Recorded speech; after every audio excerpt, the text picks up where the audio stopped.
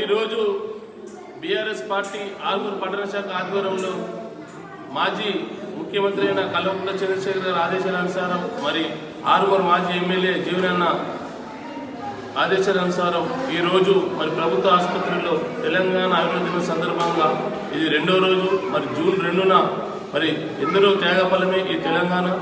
దాని సందర్భంగా మరి ఆర్మూర్ పట్టణం మరి పార్టీ ఆదేశాల మేరకు ఈరోజు ఏదైతే ప్రభుత్వ ఆసుపత్రిలో రోగులకు పనులు పంపిన కార్యక్రమం చేశామో దీనికి మా పట్టణ శాఖ ఆధ్వర్యంలో నాయకులు మరి అందరూ కూడా వచ్చారు. వారందరూ కూడా ధన్యవాదాలు తెలుపుతూ మరి ఇదే విధంగా ఏదైతే తెలంగాణ ఆరోగ్య దినోత్సవం ఉన్నాయో ఈ 3 రోజుల పాటు ఇది రెండవ రోజు.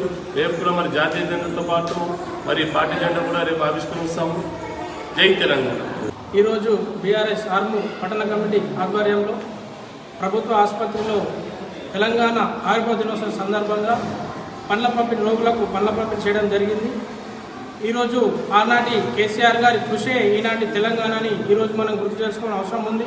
ఎందుకంటే ఉద్యమాన్ని ఉవ్వెత్తున యువతలకు మించి అన్ని వర్గాలకు యువతను మరియు ఉద్యోగులను మేధావులను అందరినీ సంఘటితం చేసి ఉద్యమాన్ని అంతా ఎత్తుకు తీసుకొచ్చి మన ఢిల్లీ మెడలు వంచి తెలంగాణ సాధించారు కేసీఆర్ గారు. తన ప్రాణాలనే పణంగా పెట్టి నిరాహార దీక్ష చేసి ఢిల్లీ దిగొచ్చి తెలంగాణ ప్రకటించే విధంగా మన కేసీఆర్ గారు చేశారు. ఆనాటి ఆ కేసీఆర్ గారి ప్రతిఫలం ఈనాడు మనం జరుపుకుంటున్నాడు తెలంగాణ ఆయుర్వేద దినోత్సవం.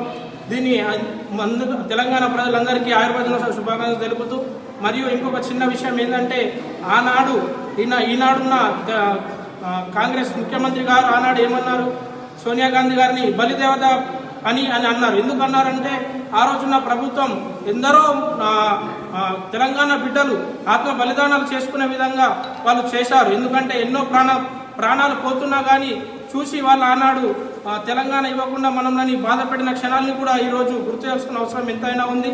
అలాగే అమరవీరులకు ఎన్నో చేస్తామని అంటున్నారు, కానీ శ్రీకాంతాచారి నిప్పు అంటించుకొని చనిపోయిన తల్లికి టీఆర్ఎస్ ప్రభుత్వం టికెట్ ఇస్తే వారు అక్కడ కాంగ్రెస్ క్యాండిడేట్ నిల్చుండబెట్టి వాళ్ళ శ్రీకాంతాచారి గారి తల్లిని ఓడించిన వారు వీళ్ళు కాంగ్రెస్ ప్రభుత్వం ఇది కూడా అందరూ గమనించాలి.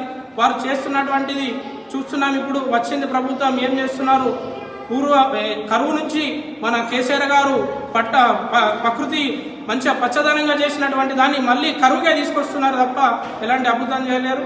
ఇది తెలంగాణ ప్రజలందరూ గమనిస్తున్నారని తెలియజేస్తున్నారు. జై తెలంగాణ.